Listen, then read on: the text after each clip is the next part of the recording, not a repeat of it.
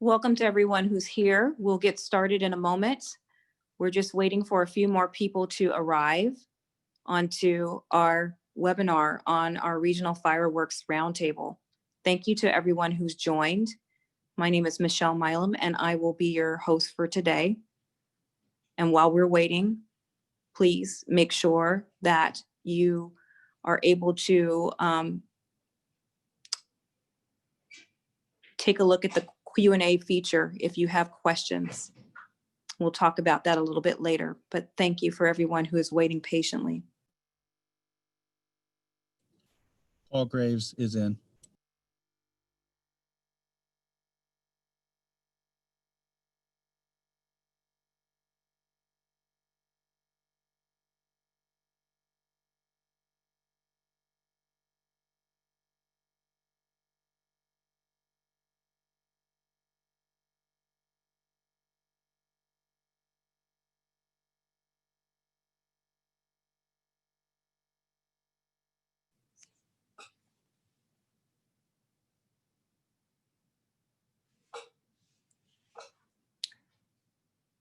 Welcome, everyone. My name is Michelle Milam, and I'm Crime Prevention Manager with the Richmond Police Department, and I would like to welcome you all to our regional roundtable on fireworks. What is going on with fireworks this year? We've gotten many emails, social media inquiries, concerns about fireworks. And we realized that it wasn't just Richmond that was getting those concerns, that it's been something that's been happening regionally. And we wanted to have an opportunity to talk a little bit to the community about it and have an opportunity to hear some of your questions to our police and fire and first responders in our district attorney's office. This is our regional forum. So before we get started, I wanted to go over a few things to make sure that everyone has a good experience on the webinar. First of all, I would like to make sure that everyone knows is that in a webinar format, you can pose questions in the chat feature. There's a Q&A feature where you can chat with us. If you don't see it on your screen, it has the Q&A symbol.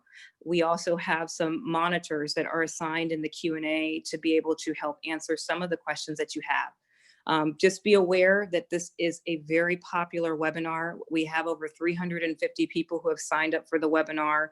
It also is being simultaneously broadcast by KCRT, our local television station for the city of Richmond, on YouTube, and KTVU is also broadcasting this live. So if you have Q&A, please be patient. We have several folks in the chat of Q&A. We're going to be monitoring that and being able to answer questions that you may have. So please feel free to pose those there, and they will try to get back to you as soon as possible. But realize that some of your questions probably will be answered in terms of what the panelists provide. So as we get started, I just want to talk a little bit about the purpose of why we're doing this. This actually was a webinar discussion and idea that came from the community. So some community members said, we have our monthly crime prevention meeting for the city of Richmond, and we have a wonderful group of folks who get together and help provide education to the community on crime and safety concerns. And so the big thing that was on everybody's mind this year was the fireworks. We decided to invite some of our regional partners, El Cerrito PD, San Pablo PD, Richmond Fire, obviously, and the Contra Costa District Attorney's Office to be on board with us so that we can kind of sort out what can be done, what are some of the limitations, what can the public do to stay involved and stay engaged, and what can we do to make an impact and to help. So with that, I wanted to also share with you that because this is Zoom and because this is technology, there may be some times when someone may cut out. If you do get ejected for some reason or have difficulty getting onto the webinar, please try to log back out and log back in. That's a good way of being able to get yourself righted again. The other way that you can deal with this is you can also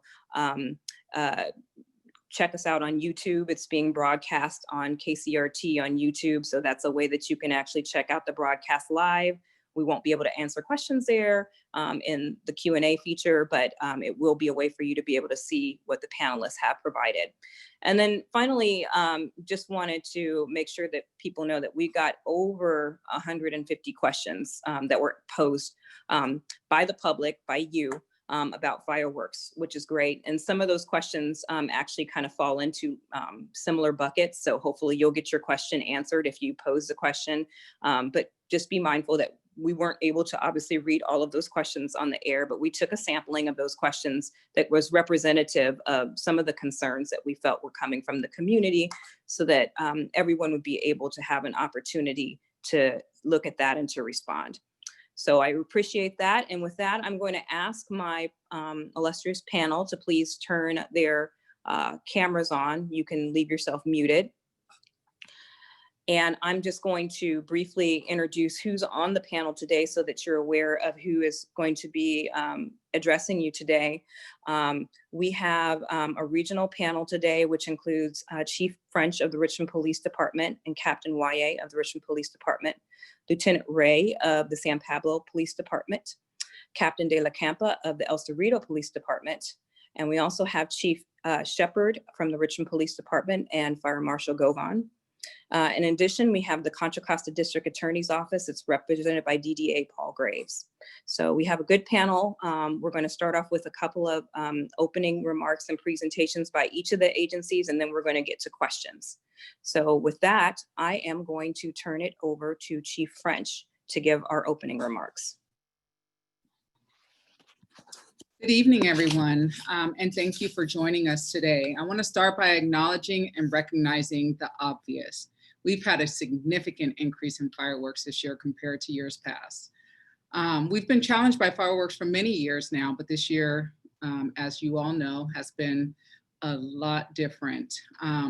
Every year, we normally start receiving calls around early June. This year, we started receiving calls as early as April. Since then, we've shown an 82% increase in calls compared to June of last year. And we don't know exactly why there's been an increase, but we have a myriad of suspicions on why these increases have occurred. First of all, we're still in the middle of a pandemic. We're going through COVID-19. There's a lot of people home, and people have been idle for a long time. And so it's fireworks season. We know that there's not going to be a lot of fireworks shows and events this year. And so we think that that's a reason that people are going out and getting fireworks on their own. Additionally, we have more people working from home. So we have more people home during the day. They're hearing the fireworks, so we're receiving a lot more calls here. And then we're probably getting a lot more calls, multiple callers for the same incident. So some of the challenges that we've experienced this year, fireworks are more easily accessible. They seem to be more easily accessible. We're finding that people are selling them online through apps like Let It Go or OfferUp or Craigslist. And so there's the opportunity to purchase a lot more than we've seen in previous years. We know that this has been a significant impact on our community, and I don't want to take that lightly. I receive probably over 100 emails every day regarding fireworks and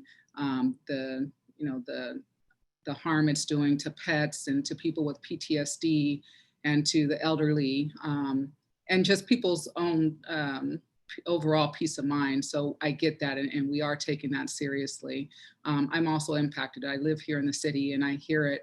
The other night, there was a series of fireworks that went off, and my 11-year-old ran into the room and said, "Do you hear those shots?" And I said, "They're fireworks, babe.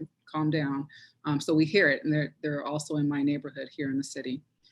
With that being said, I also want to talk about some of the other challenges that we've been experiencing here at the Richmond Police Department. I think the biggest challenge that, if anybody has been watching City Council, is our staffing. In years previously, we had a lot more staffing than we have now, and a lot of that staffing we would use to deal with these issues and problems as they arose, and fireworks were one of them. We used to have a foot and bike team that as 4th of July approached and we knew that we were going to have a lot of fireworks calls, we would have them focused on the fireworks calls, and we no longer have that team.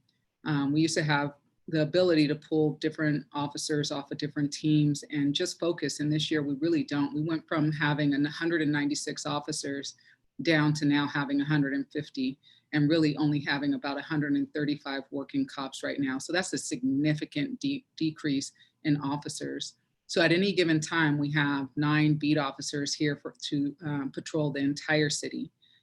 That's 9 officers from Hilltop, Carriage Hills area, all the way to Point Richmond, Southside, Costco, every point of the city, there's 9 officers to answer calls for service. And so that's difficult when they have to try to answer the calls for service. And that can be, domestic violence calls, shootings, whatever that might be. And in the meantime, in between time, answering the calls about fireworks. And that's how we've been addressing it this year. And we recognize that that hasn't been enough. So just this week, we pulled a unit that was off of their regular assignment, and we have them focusing on some of the fireworks issues. So we're hoping to catch more people in the act, because that's difficult to do for the patrol officers as they're going from call to call. Additional challenges have been, when we respond, we receive the calls from the community and we respond. Many times there aren't people just waiting for us in the street to respond. The fireworks go off. By the time we get there, there's nobody there. There might be fireworks in the street. And we look around, there's nobody around, and really no direction for us to go. And that's also the same in using our ShotSpotter technology. We might get a ShotSpotter hit, and ShotSpotter is mainly for gunfire detection, but we can also use it some for for the fireworks. But by the time we respond, there's normally not a lot of people in the area. We have been able to collect some fireworks and recover some fireworks by responding to calls. But a lot of times there's just nobody, in the streets, and we're not receiving enough information from the public when they call to actually be able to to issue a citation in those cases. Another challenge this year that we've seen is that people are throwing fireworks from vehicles that are moving. And so these are moving targets. They're throwing them as they're driving around town and terrorizing our community. And so those are also very difficult to catch in the act. And I'll bring this up as another challenge, but I know that there's much more of an appetite for us to address this fireworks issue, but we do have a segment of our community that don't want us to interact in misdemeanor cases with the community. And I think we have, if you go on our Facebook and our Facebook posts that talk about some of the fireworks, some people say, why are you snitching? This is, low level. And with this whole defunding of the police department, there is the argument that, should the police department be responding to fireworks? I say yes, because it is having a significant impact on our community. But there are people in our community that say, well, we shouldn't be responding. This could lead to a use of force if, somebody doesn't want to sign a citation, or, there could be a myriad of incidents that occur from that. So we have confiscated some fireworks this year. We have issued at least 1 citation, and we will continue to do that. Like I said, we have a team that's out now just focusing on fireworks from now leading up to the 4th of July, and we hope to be able to get to recover a lot more of those fireworks. The last thing I'll say is we're offering rewards for people that are able to tell us where fireworks are. If we're able to recover, I won't even say a significant amount, if we're able to recover fireworks and a community member gives us the information to make that recovery, we are offering rewards for that. So what we need the community to do is call us and call us with some very specific information so that we can respond appropriately and hopefully hold some people responsible for the fireworks this year. Thank you, Chief. I appreciate that. We also have Captain YA who's with us, but he will concede his time so that he can answer more questions when we have questions later on. So thank you for that. We're going to move next to the San Pablo Police Department, and I believe Lieutenant Ray is on the line. So I'm going to turn it over to you. Good evening, everyone. Thank you, Chief French. You actually probably nailed everything I was probably going to talk about. We are also seeing about an 81% increase in calls for service as well related to fireworks. One of the things I'm going to talk about what we did initially, because there was such a high volume of calls for service, people's concerns, that we put together a two-person team that went out. We're a smaller city, so 2 people was pretty significant for us. But we sent them out on these extra patrols to try and where their hope was to confiscate as many fireworks as they could.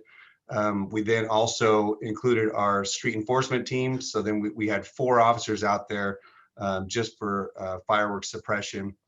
As they were doing this, they were coming across other crimes, as you would probably expect. In one incident, we had our set team out there and a vehicle drove by shooting into the air. We ended up foot pursuit, ended up catching the subject, and he had 2 firearms on him. We had another one where they ended up catching a subject that had an assault rifle, but he did have a huge box of fireworks on him. So oddly enough, our fireworks suppression teams are out there and they're ended up finding other stuff, other crimes. So, which is good, but they are being pulled from the fireworks suppression. We also took a heavy stance as far as social media, trying to do a social media campaign to include a sign on our Jumbotron, alerting people to the dangers of fireworks in the area. As far as our confiscation goes, we haven't had a lot of good luck with this. Unfortunately, just as Chief French stated, our officers are getting there and they're finding fireworks in the middle of the street and they're still going off and there's no one in the area. No one's even looking out the windows. It's as though the fireworks are lighting themselves off because there's no one there to watch or take responsibility. We're knocking on the doors, but no one is claiming ownership or that they're seeing their neighbors doing this. So that's very problematic. The fact that we can't even link these fireworks to anybody. We're finding the most helpful thing we can have is that partnership with our residents. If our residents can give us more information as far as what house is lighting them off, even if they want to remain anonymous, that's still very helpful. Tell us, who's doing it, give a description of the person, the house, and to include information as, hey, they light off fireworks every day at the same time. Give us the times so then at least we could be in the area and we could do something about that to try and prevent it in the future. We are planning on, because we do have hotspot areas, we are planning on utilizing a undercover vehicle, which we're okay with opening this to the public because we really just want people to stop lighting off fireworks. But we are going to utilize an undercover vehicle that has cameras in it in these high volume areas of fireworks in an attempt to catch the people lighting off fireworks. So that's in the works.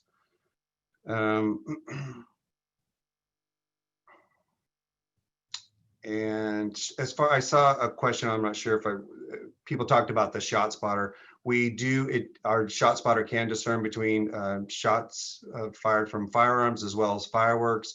However, there's so many of them and there are times where even shot spotter has trouble recognizing which is which. So we are responding to a lot of those as well. We do respond to even fireworks calls. We respond to all our fireworks calls. I know we've seen a lot of comments on our social media that they believe we're not even showing up. We are showing up. We show up to every one of those calls. The only problem is, again, there's just nothing that we can work with. We're even knocking on doors to try and get something out of it, but it's just very difficult to be able to even confiscate or give citations because we can't even find the people that are doing this. So we are working diligently. I know a lot of people, just based on comments, feel that this is a low priority. This absolutely isn't a low priority to our department, and I'm sure every other department on here. Just based on people's comments and complaints, that makes it a priority for us as well. So we are working diligently. We are coming up with different tactics to try and catch the people doing this. We're hoping if we can catch enough people, it'll send the message of where we're at with enforcing our laws when it comes to illegal fireworks. And then also having webinars such as this really sends the message out that this is important to not only the residents, but obviously the command staff and the officers that are enforcing these laws. And that's all I have. Thank you so much, Lieutenant Ray. Appreciate that and appreciate hearing all the things that San Pablo is doing and great work that you guys have going on there. So at this time, I would like to also introduce Captain De La Campa from the El Cerrito Police Department to talk about what El Cerrito is doing. If there's anything that you want to add and highlight in terms of what's happening with your agency, what you're seeing different this year, and I will turn it over to you. Okay, thank you very much. Thank you for inviting us, and I want to thank all the participants for their time and their participation. The Chief and Lieutenant Ray, for the most part, have covered it. There's a great deal of frustration that we have heard and felt from residents of El Cerrito. Is definitely more than usual this year. And unfortunately, we've not been very productive in finding the sources that they're coming from. And for the most part, I mean, the reality is they're coming from probably somewhere in Richmond. Sometimes our residents will see them going off, they'll hear them, and all they can tell dispatch is it's somewhere over there. They have no ability to know on what street or what have you. So it's frustrating, but unfortunately, we have not been able to seize any. We have not even had a call wherein we found the debris in the street. So as far as we can tell, there's virtually none going off in our city limits. So we certainly understand our residents' frustration and fear, particularly of a fire being started. And we're doing our best, but as of now, we've not located any. And it's just very frustrating. As the chief described, as the lieutenant described, the call happens, officers go, there's nobody around. So unfortunately, we've not had a great deal of success this year. Thank you for your comments. Now I would like to turn it over to another piece of this because, you know, as we're putting this together, you know, and we kind of get a lot of these questions from the public, what's going on with the fireworks? And a lot of people are concerned about the noise, you know, the M1000s, you know, the concern about how this actually could help impact us in terms of this being fire season. So we talk a lot about the fact that, you know, many of these fireworks, of course, you know, are not here and being used legally. It's not a legal, you know, fireworks show that we're talking about here, but there's also the piece of the fire prevention piece. And so I'm really glad that we have both Chief Shepard and Fire Marshal Govan here. So I'm going to turn it over to Chief Shepard for some remarks. And if any of the other panelists are on, please make sure you mute your cameras so that we can turn it over to Chief Shepard. Well, good afternoon, Michelle, and thank you for your kind facilitation of this webinar. I think it's very important that we do have this discussion, and thank you for all the participants, either in the service or the ones in the community. We really appreciate it. And so on behalf of all the professional women and men of the Richmond Fire Department, good afternoon and happy 4th of July. As Michelle indicated, we really approach this from an education and prevention perspective. Because the fire department doesn't have an enforcement role in this, what we really want to do is get out and engage the public as far as what is safe and how do we prevent fires from happening. And I know Fire Marshal Govan will get more into this as we speak. But I do want you to know that we're here, we're staffed, our apparatus are ready to go. We will be publishing our incident action plan, and we will make sure that we do have crews on patrol on the 4th of July. But some of the things that I do want to impart to you and share with you is to make sure that if you do have fireworks, that you're being safe and sane, making sure that they're not illegal fireworks. Because of complex outlay of the city of Richmond, we know that we have a wildland urban interface. We also have an intermix where houses are inside some of this vegetation. We know that we have places such as up in Valley View, Carriage Hills area. We also have Point Richmond, Wildcat Canyon, these areas right here, which are really difficult for us from a fire perspective.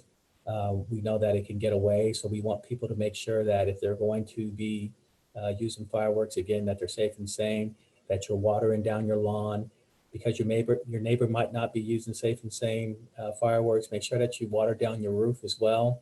If you have a lot of vegetation or tall grass and it's dry, make sure you mow it a day before and get all that grass out the way. Obviously, we don't want young kids or children operating or firing off fireworks. It should be done by young adults or adults, and it should be always supervised. These kind of things are part of the education that we really want to get out there to you when handling fireworks. And then lastly, and I'll turn it over to Fire Marshal Govan, I just want you, the citizens, to know that the fire department's committed to a coordinated response. We follow the lead of the police department. So if something's going off and they give us good intel, we'll go ahead and we'll make our movement into any affected areas to suppress any fires or anything like that. And if you do find unused or unexploded fireworks, I ask that you douse them in water to make sure that they're safe. So I'll let Fire Marshal Govan take over from here. Fire Marshal Govan, you might want to unmute yourself and turn on your camera. Good afternoon, everyone. Fire Marshal Govan. As Chief Shepard had mentioned, you know, a lot of people live in the very high fire hazard severity zone areas. And just understand this, that in Contra Costa County, all fireworks are illegal. So just be mindful of that. And if you are outside and concerned about it, he had some great preventative measures. Just be mindful, you know, the defensible space inspections will be starting July 1st for us. So we'll be patrolling starting July 1st of these residential facilities to ensure they've done their defensible space, which is, it kind of ties it in line with illegal fireworks and getting on your brush. So if you have cut your grass down and have pruned your vegetation around your home, that will be a preventative measure for you. But in the fact that you haven't had the ability to do so, you need to be you know, wetting and watering your vegetation so that it isn't dry in the event. And I just wanted to read off some statistical information that was from the Consumer Product Safety Commission, as well as the National Fire Incident Reporting System, known as NFIRS. An estimated 19,500 fires were started by fireworks reported to local fire departments in 2018. And these fires, excuse me, my computer. So these fires caused 5 civilian deaths, 46 civilian injuries, and over $105 million in property damage. The majority of those fires were brush, grass, or forest fire. So just be mindful of that. And then some statistical information in regards to injuries. More than 1/3 of the victim of firework-related injuries in this period were under the age of 15. So it's important that parents and young adults are mindful of watching and not allowing these young kids handle these fireworks. So, you know, we have to be more mindful of that. And then only 8% of these injuries were 45 years or older. So it doesn't seem like a lot of older folks are handling these fireworks. Of course, due to the pandemic, there won't be any aerial display fireworks on July 3rd down at the Craneway, where I usually tell everyone, hey, no need to participate in illegal fireworks. You can go down there and have a great show. But of course, that's not happening this year.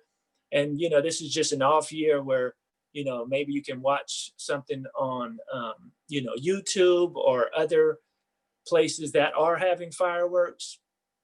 You know, I understand this is a tradition that this country has celebrated for quite some time, but, you know, it's not going to hurt that we kind of set this aside for 1 year. But getting back to some of these injuries, I wanted to point out, you know, 28% of these injuries are to the hands or fingers, which are obvious. 24% are to the legs. You know, you get 15% of it happening to the face, 19% to eyes, and then the rest is rounded out with other areas of the body. So just be mindful of that. A lot of these injuries on the type of fireworks, 28% are firecrackers, 18% are from reloadable shells. Sparklers is the third highest. So you got kids waving around these sparklers and the sparkler goes out, but they not realizing that the tips are still hot, or they might accidentally touch a piece of their body, more importantly, their eyes or face. or even their hands. So there's where a lot of those injuries from dealing with even these safe and sane fireworks come into, you know, parents having to address these injuries. So for the most part, you know, if we could find other ways to celebrate the 4th of July, and of course, if you see illegal fireworks, please report them to the local law enforcement agencies. Thank you. Thank you so much for that. I appreciate the work that Richmond Fire is doing and educating people about this. So our last speaker, and then we're going to go take some of the questions, is going to be the Contra Costa County District Attorney's Office. DDA Paul Graves was gracious enough to be with us today because many people have asked, well, what actually happens if someone is cited for illegal fireworks, and what does it take for a police officer to on-view a citation? So I'm going to turn it over to Paul to be able to talk about it from that perspective. All right, thank you, Michelle. I'm going to echo a lot of what law enforcement and fire's already said. The district attorney's office takes this issue very, very seriously, and we're working with law enforcement and fire to make sure we can hold people accountable who violate the law. I think Chief French and everybody else who's spoken has really hit the nail on the head, that our problem with prosecution is we have to believe at the time we file a case, we can prove it beyond a reasonable doubt. And most of these cases, because of the nature of fireworks, are the fireworks go off, they're gone.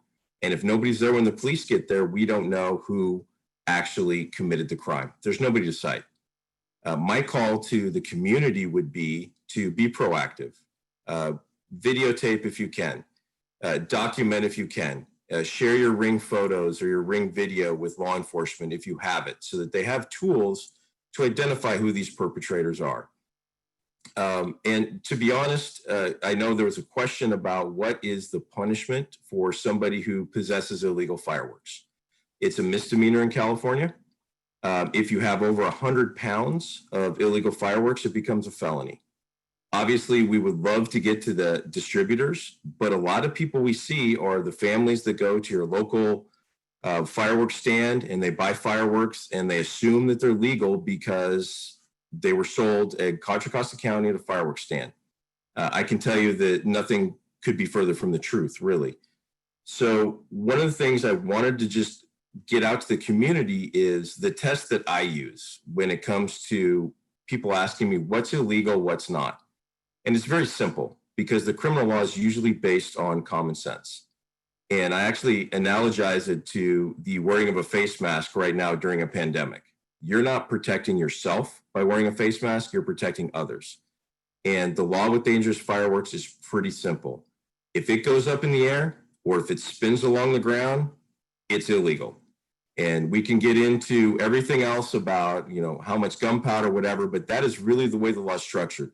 Once you lose control in the air or it's spinning along the ground without control, it's illegal. And it's technically a misdemeanor in California. And so if you could spread the word even to people who are just planning on trying to do a family celebration with fireworks that, hey, those are actually illegal, you know, maybe we can cut down on some of it.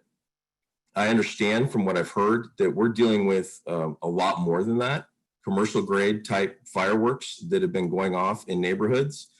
And that scares me because those are very, very dangerous and a permit is required. So if we can get to the distributors, we will. But for the community, the best thing you can do is be proactive, cooperate with your local police department, videotape if necessary, share videotape if you can. And that way we can at least see who is the person responsible for lighting off the fireworks. Because without that evidence, we're just going to have basically expended fireworks in the street when officers respond, and there's really nobody to prosecute in that situation. All right, thank you, Michelle. Unless the people have questions, that's all I have.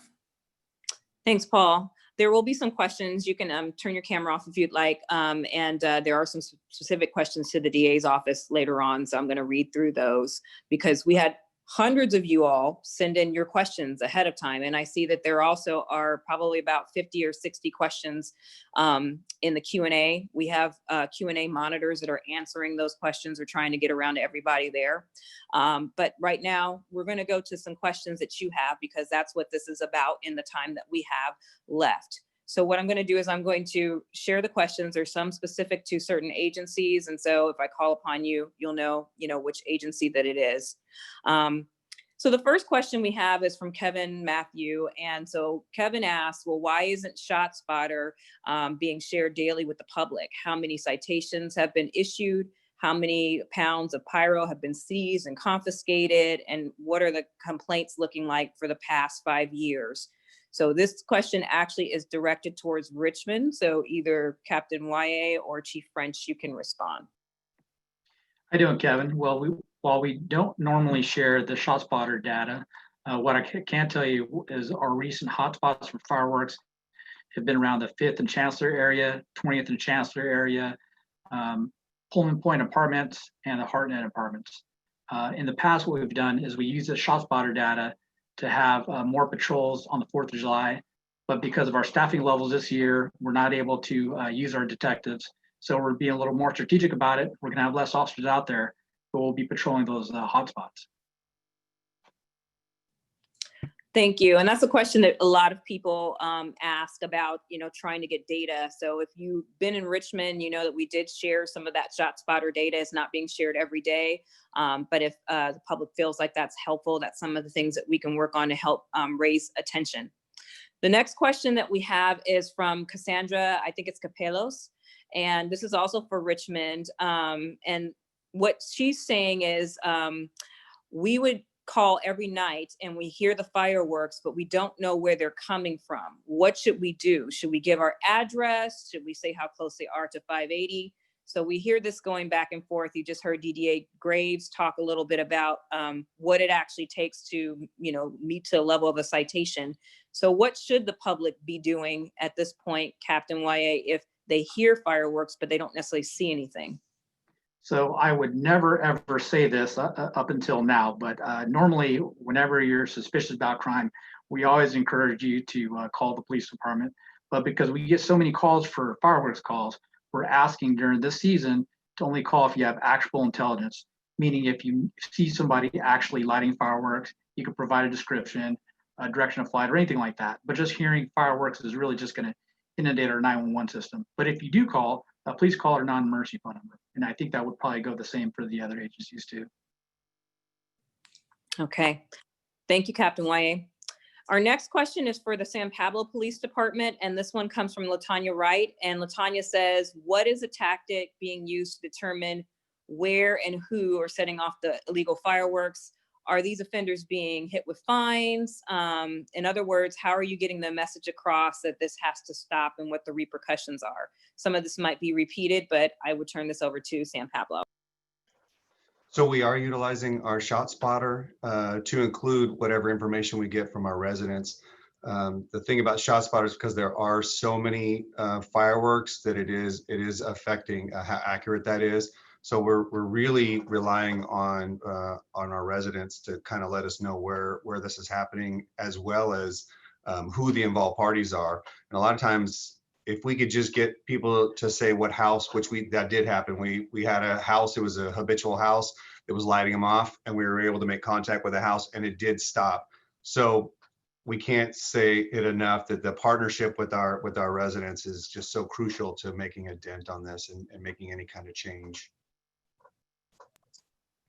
Thank you so much, Lieutenant. And I have one more question for San Pablo, and this comes from Elaine. Elaine says that she's visually impaired and she has a working guide dog that's a retired guide dog, and the fireworks really are causing some distress to her dog, and she's afraid to go out of her house. It's very dangerous. If you have somebody like this is dealing with a disability or something, is there any recommendation that you have for them, what they would do? Definitely it sounds like if it's your guide dog, you're going to have your dog with you. I know as a former canine handler, the main thing is just to comfort the dog, keep them with you, keep them inside. I know the bad thing is you have to go out, the dog still needs breaks. I would try to make sure the dog received its breaks earlier in the day, because we are finding, I think, and this is throughout the whole region, we're finding the fireworks are starting around dusk. So if you can try to get as much of the exercise and breaks for the dog during the daylight hours, it's a lot less strenuous on that dog. I also know that you can go to your local veterinarian and they can get sedatives for them, mild sedatives, just to kind of help them get through it. Thank you. We've had a lot of questions about dogs, and that one obviously is a working dog. So that's a specific question that definitely needed an answer. Thank you for that. So we're going to move on to some questions specific to El Cerrito, and these are from El Cerrito residents. So I'm going to turn this over to Captain De La Campa, but our first question comes from Amanda Brun, and she says, how are illegal fireworks? I'm sorry, I think we have some feedback. I'll repeat the question. How are illegal fireworks much more broadly available this year, including the large M80s and the mortar sounding explosives? And what are the penalties again? How can we best protect our property in case these spark a fire? So this is a question that's been coming from a lot of people, is not just the fireworks and the sparklers, but the loud, what the residents describe as bombs, and how broadly available are they? So I'm going to turn that question over to Captain De La Campa, since it was directed to the El Cerrito Police Department. Sure. Well, I mean, we don't necessarily know where they're coming from. I have a friend who used to live in Los Angeles. He says that in other parts of California, it's very easy to buy a lot of fireworks that are very hard to get in the Bay Area. He could be right. It could be that people are just driving to other areas, making a day of it, coming back and using them here, but we don't really know that for sure. We haven't actually recovered anything that is a mortar or an explosive. So that's just theory and what my friend told me. As for the penalties, I think Deputy DA Graves covered that. As for what to protect themselves in the event of a fire, I think similar to what the fire chief and fire marshal said, your basic practices of having your defensible space around your home and whatnot are certainly a good start. I would also say just maybe look outside every once in a while, because I mean, I have seen in years gone by where a fire has started at a structure after being hit by a bottle rocket. So that is a big concern. And immediately call 911 if you see even a small fire. Absolutely. So that's a tough one, because that's really kind of the elephant in the room for a lot of people. They don't necessarily mind the noise. They're afraid of the result. And that's a very valid fear. And I would say call immediately and take what actions you can to make your space less flammable to the best of your ability. Thank you so much. And I have one final follow-up question for El Cerrito. And that was a very important question. Sure. I think that we get a lot of is, the kinds of access that people have. And, the reality is you can access them almost anywhere. You can go on eBay and find some of this stuff. So it's not that difficult to access, and Sure. It's not that expensive. So the second question that I had for you was from Michael Jackson, and Michael writes, is there an elevated fire department presence for the days leading up to the 4th, given all the current fireworks activities? And maybe this is speaking, we heard about Richmond, but to El Cerrito. As far as I know, the El Cerrito Fire Department does staff extra personnel on the 4th of July. Historically, I will assume that they will do so this year as well. We have 3 stations that are fully staffed every day right now. That counts the one in Kensington, by the way. There's 2 in El Cerrito, 1 in Kensington. But aside from the extra person on the holiday, I'm not aware of anything else they're doing. But I know they're very aware of what's going on as well. And I'm confident that they're going to do something extra especially on the 4th of July. Of course, we're talking about pre-4th of July as well. But they're very aware of it. Thank you so much. So the next round of questions that we have, we're going to move to just general questions. And so some of them I'll direct, and some of them, if someone wants to answer, will feel free. This one looks like it's directed more towards Richmond Fire. And so the question is from D. Locke, and she said, what is the risk of roof fire from fireworks to homeowners? So I'll direct that to Fire Marshal Govan or Chief Shepherd, whoever would like to respond. Fire Marshal Govan, I'll take care of that. I'll answer that question.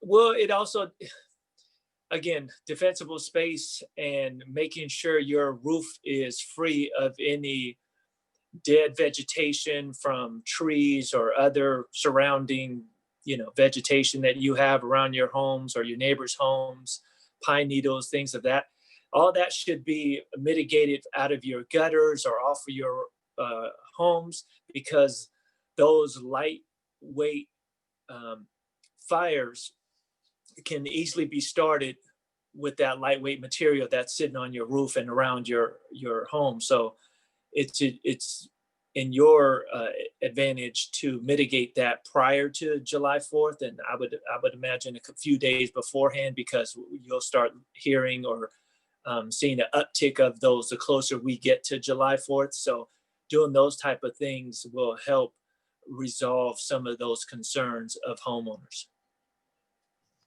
Thank you for that. Yeah, I grew up here in Richmond, but for a while I lived in Oakland, in the Oakland Hills. And I know every year they come by and, start to do that trimming of vegetation because it is fire season. So that is definitely a good point to remember.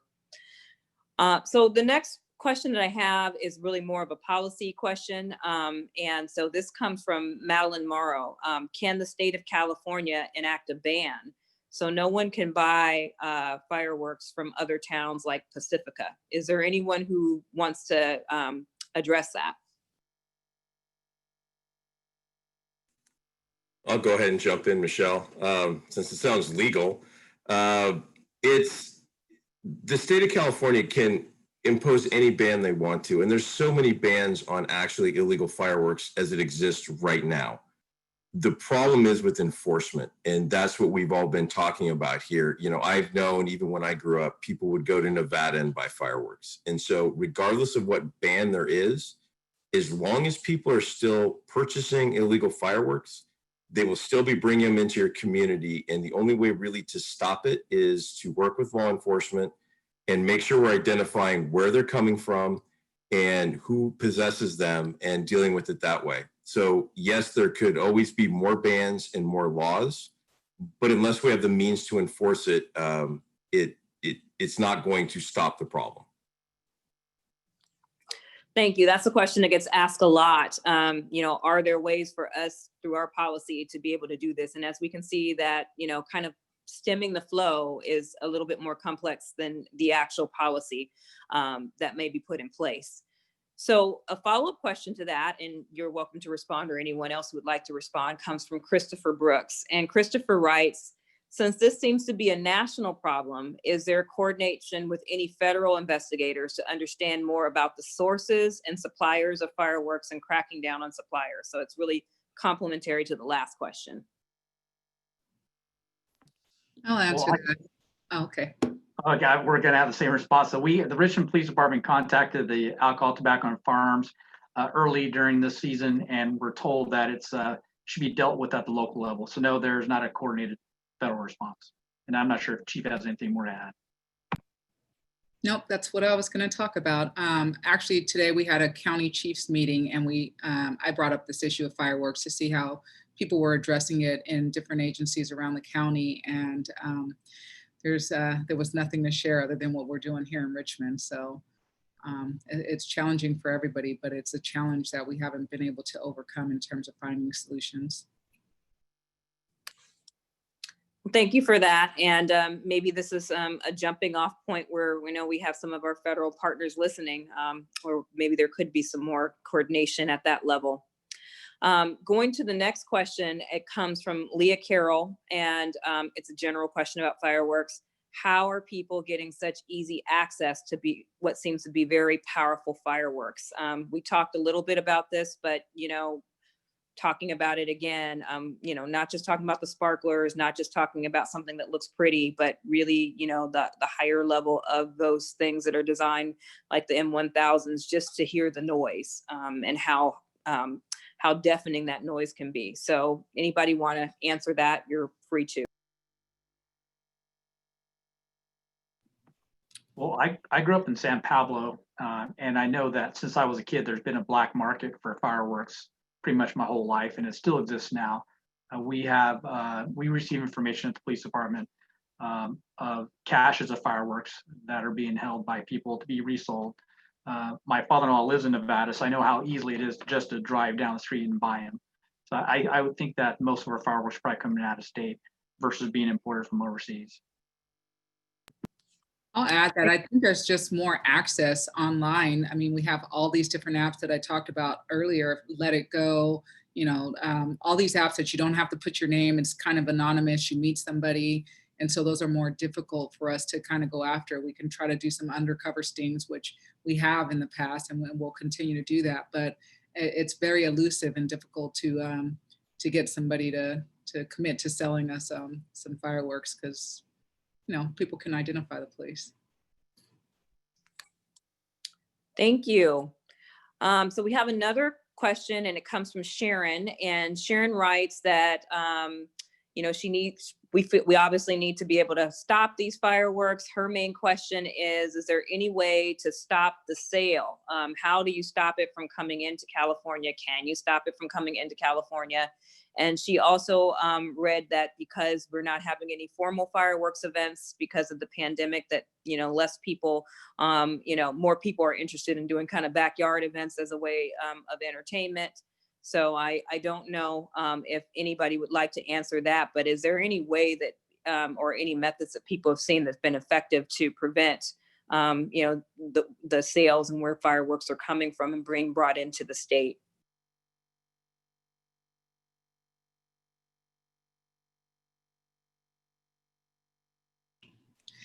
Well, Michelle, I'll try to answer. Oh, sorry, Chief. You want to try to answer it? I'll try to answer it. All right. I think when we talk about trying to stop fireworks coming in from out of state, that takes a lot of coordinated efforts. Like we said, we reached out to ATF. We didn't get a good response in terms of them being able to help us. And so, quite frankly, we just don't have the staffing to be able to commit to long-term strategies and addressing, interstate transmission of fireworks. We just don't have the staffing or capacity to do that. Yeah, Michelle, that's about what I was going to say. And I was just going to use the analogy. I think you've all driven from Nevada to here and gone through a checkpoint, and they say, do you have any fruits or vegetables in your car? And you say no, and they let you go on. So, I mean, it takes a coordinated response of people beyond Richmond Police, El Cerrito, and San Pablo to actually be checking cars coming into California with illegal fireworks. And that response, as far as I know, is not there. Thank you for providing that perspective, because I think that's one that maybe some people in the general public don't think about when they think about the fireworks that are happening, on their street, where they're actually coming from. But that's a question that has been brought up in the community. So thank you. I think that's a good piece to add to that. We're getting down to the last couple of questions. So the next one comes from Nathan Emily, who asks, are the police certain that these are fireworks and not firearms? Any of the police agencies can answer. I'll answer. I think that the good thing is we do have, I think all the agencies on here have ShotSpotter technology, and ShotSpotter can detect what's fireworks and which one are actual gunfire detection. And ShotSpotter is specific for gunfire detection, although it does capture the fireworks. So they're able to discern which one is which. And so we do know that most of them are fireworks. Thank you. Did any of the other agencies want to respond? Yeah, for El Cerrito, that is a concern. We don't have the ShotSpotter. So there are those who think some of them are gunshots. And we did have a shooting incident the week before last with a lot of rounds fired. And certainly some people thought they were fireworks. So it's part of the reason we would still encourage people to call, because until you're proven otherwise, you just don't know.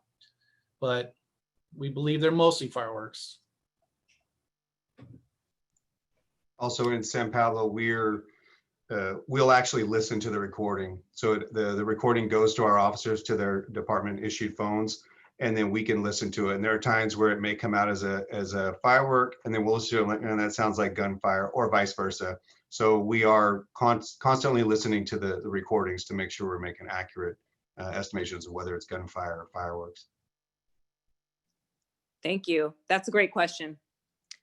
So we're getting down to our last couple of questions. One of our questions comes from Heidi Rand, and Heidi writes, along with other solutions, why aren't cities and counties doing more to get the word out that fireworks are illegal and dangerous? Other jurisdictions have addressed the issue with outreach and education. So I guess the question is maybe for each of the agencies or whoever wants to respond, some of the things that we've been trying to do to get the word out. Well, Heidi, what we did last year at the Richmond Police Department is we started an educational campaign probably sometime in March. What we did is we did a lot of public service announcements on social media. We put up lawn signs in neighborhoods where our data showed that we had the high prevalence for fireworks. We did a educational piece along with the fire department at the schools, did a postboard contest for the kids so the kids could take that message home, and whoever won this postboard contest would get a pizza party. And then we actually our officers walked door to door in these neighborhoods where our data showed was prevalent for fireworks. We'd hand out door knockers, talk to residents. So we're trying to get that message out. And then on the day of the 4th of July, we had our detectives that adjust their schedules to work in those neighborhoods. And they would actually go and talk to these people in those neighborhoods as they were preparing to have their parties, celebrate the 4th of July, and tell them, hey, be safe, we're gonna be out here, and discourage them from using fireworks. So we started the educational campaign in March up to the day of 4th of July, then we went to enforcement mode. Thank you. If anybody else wants to jump in, feel free. I would just like to say on the fire side of the house, certainly we try to get the word out. We try to educate the public. Could we do more? Yes, we certainly would. We always endeavor to do as much as we can. I would say that 4th of July coincides with some of our wildfire safety program. And I know that the fire marshal and his team, his entire team, has been working very aggressively to put together thousands of door hangers to actually put out door to door, actually, in our communities to make sure that people are safe. But there's more that we can do. We're limited staffing right now. I'm sure many people out there understand that the city has been working with limited staffing. So that being said, and no, I'm not making excuses, but I just want to make sure that I paint it accurately. We do have limited resources right now. And with the resources we have, I think we're doing about 150% of our capacity. So we'll work harder to get more word out there. I appreciate the question. I appreciate the concern. Thank you, Chief. There's no one else to respond to that. I can move on to our last question, which comes from George McRae. And George's question is, as this is a regional issue and the fact that the borderlines are meaningless, how can you all team up? El Cerrito, Richmond, San Pablo, and he has team up here in capital letters with, bold explanation points. So does anybody want to talk about teaming up regionally? Have there been efforts to do that successfully, or are there efforts that might work regionally?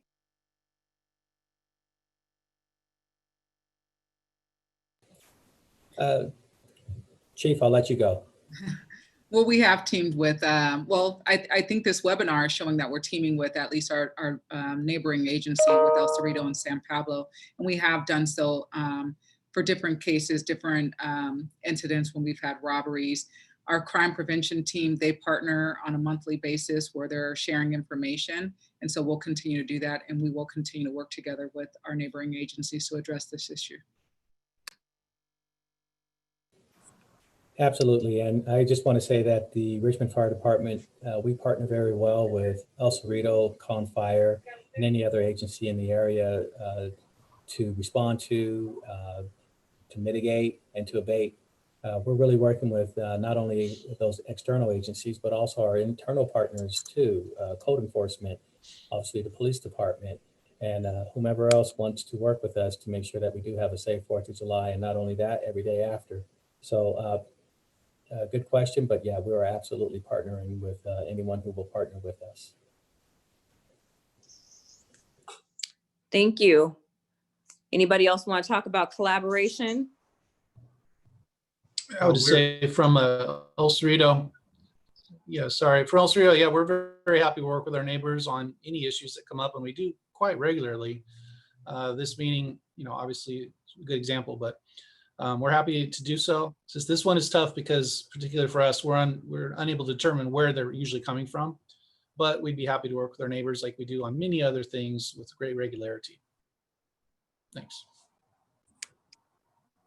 And for San Pablo, we work very well with our neighboring agencies. Our SET team, which is assigned to this for fireworks suppression, has a great relationship with Richmond, and they're in constant contact with the Richmond officers and their special teams as well. So we're already collaborating with especially Richmond, just because we are pretty much surrounded by them. So that partnership is already taking effect. Thank you. And I know from a crime prevention standpoint, just taking off my moderator hat for a minute, I mean, that's part of what we do is we try to help get the information out there. And we also have to get out to the right audience, because sometimes the information that we get out is to folks who, you know, really you're singing to the choir. Those are folks that are not around, you know, who are going to be dealing with illegal fireworks and lighting them off. But we do need your help to spread this to not necessarily the people who you don't know, but the people who you do know. We all have friends or family members who have gatherings and who have fireworks and who are doing things over this period of time that we do know. And I think you are always better being able to spread that message to those who you know. So with that said, we've got a lot of information that we can get together with social media, partnering with San Pablo. We have a really great relationship with our neighboring law enforcement agencies with crime prevention to try to get the word out to the community. And so I think that the takeaway here is that maybe there be more things that we can build on regionally so that we can have a regional message that we come together with next year for everyone who's living in West County. And with that, that is my final question that I actually got, and we're almost at time. So we actually did very well on time to be able to connect. But I wanted to talk about a few key takeaways so that we can kind of sum some of these things up. Is one, yes, obviously illegal fireworks are a bigger issue this year because of pandemic. People are home, accessibility, might be excess product on the market. You know, people are hearing it, more people are doing it. We're noticing an increase in a lot of our cities. And so, yes, it is a bigger thing this year. Second thing is that, you know, in terms of the enforcement, various cities are taking different strategies, whether that's kind of identifying the houses where people are selling them, to being able to team up and look at ShotSpotter and other data to be able to figure out where those responses need to be, but also partnering with the public on tips that could come forward. So you've heard Richmond talk about rewards, you've heard other folks, San Pablo, talk about partnering and providing information on those houses that we know. Everybody, I grew up in Richmond, everybody knows a house where people sell fireworks. And so that's really kind of trying to get at that and root that out rather than to respond to, you know, 300, 400 different calls for fireworks. I'll let Captain YA, when we close out, tell you how many Richmond actually has, because he has some information and as well as the tip line, but there's a high amount of calls that we've been responding to. So yes, all those coordination pieces that we're trying to do, whether it's using investigative techniques, or, you know, trying to identify where they're coming from, or things that police agencies are doing. But bottom line, you know, in terms of what DDA Graves told us, you really have to have someone actually on view, someone to give them a citation. And so it also is going to take a lot of coordination to stop the flow of the fireworks coming into the community early. So maybe that needs some regional collaboration and work. But, you know, one thing that you as members of the public can do is, obviously, if you have some information that's intelligence, not maybe I just hear fireworks, but, you know, I actually see where they're coming from, or you have a tip, or you have some information coming forward with that, might be more helpful to some of the efforts. And then, you know, I think part of what we didn't kind of get into until the end of the webinar is really kind of maybe the community shift. Is this the way that we need to celebrate, you know, tradition? You know, sometimes we do tradition a long time just because we've been doing it a long time. But there are other ways to celebrate, and sometimes showing people the other ways that people can celebrate, you know, whether you celebrate the 4th or not, but can celebrate traditions, really helps people kind of move away from this idea that it has to be fireworks, that in order for there to be a celebration, there has to be one. So those are some of the things that can happen, more collaboration, and then definitely partnering with members of the public. So just a few takeaways that we have to think about as we kind of go into the next steps. So obviously, if you're hearing them or you're seeing them, most importantly, and you have information, please contact us and get in touch with law enforcement so that we can kind of try to deal with them as best as we can, with the understanding that resources are limited. So we'll be able to impact from a fire standpoint, a law enforcement standpoint, but some of these resources are limited. So we have to be a little bit more strategic about how we use them. So before we close out, I know that Captain Waye had some good information from Richmond about how Richmond residents can get in touch with us and use a tip line. So I'll turn it over to him. Yeah, I just want to give a last plug out to our non-emergency number 233-1214 and to our tip line 307-8177. And Michelle, we'll be able to publish this somewhere so people will have it available. Yes, we can publish that information. So for all of you all who signed up for the webinar, we'll be able to send you a video recording of this that you can share with your neighbors. Even if they don't want to go through the whole hour, we'll be able to send you some tips and maybe some of the key highlights that you can share with neighbors. And the other thing we'll do is we'll share some of those numbers and that information so that you have them. And then, for everyone who was able to get on the call, just remember that there's also a bunch of people out in YouTube land. Hello, YouTube. People out on KTVU. Hello, KTVU, who are watching this. And please, share the word. If you learned something today, something learned is only something learned if you share it. So please share it with your neighbors. And can we also maybe give a last plug out for El Cerrito PD and San Pablo PD? Of course. Sure, from El Cerrito, we're dispatched by Richmond, so it's the same phone number that Captain Waye just mentioned. And we hope that our community got something out of this. We have a very active group called El Cerrito Fire Safe that's very dedicated to fire safety in El Cerrito. So we hope to keep it that way, keep it safe. And thank you. For San Pablo, we are dispatched through Pinole. So if they can contact the Pinole non-emergency number 724-1111 to notify any kind of fireworks calls that they have. Again, we respond to all calls. We give you're a full service department, so please continue giving that information. The more information, the better. And again, you can remain anonymous. I saw one of the questions on there. There was concern about citizenship. That is not a factor. No officer is going to ask about citizenship. We are here to serve the community, the entire community, no matter the citizen status. Thank you. Thank you so much. DDA Graves or Chief Shepherd, any last words that you would like to have before we close out? Yeah, last part I would have, and I'll, again, Fire Marshal Govan is the lead, but I just wanted to say that the information that Fire Marshal Govan gave regarding your roof, making sure that you clear dead and dying debris, making sure that you're clearing out your gutter, those pine needles get inside there. That's just the nest for any firecracker that rolls down in there. It'll smolder all night and then turn into a blaze around 2 a.m. if you don't clean that out. I also wanted to say I was negligent in saying that make sure that you have a domestic water supply hose line in the front yard and the backyard, just in case something happens, it'll be ready to go.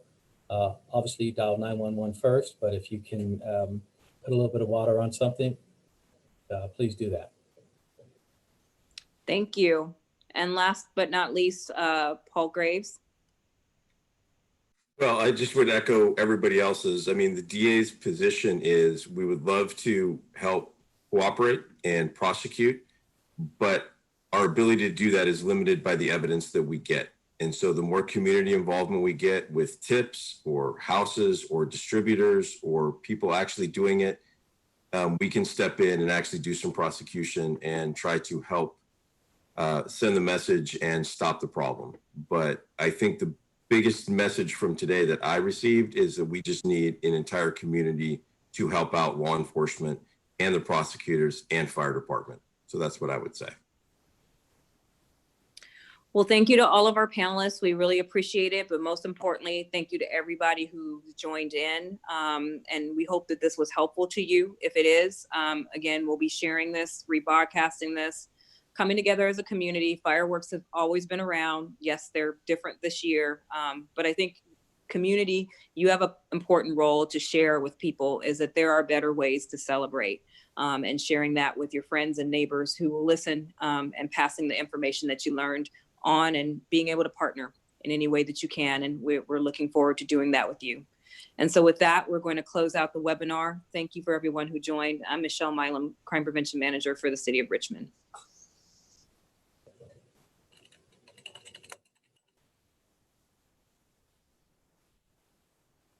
Thank you, Michelle. Thank you.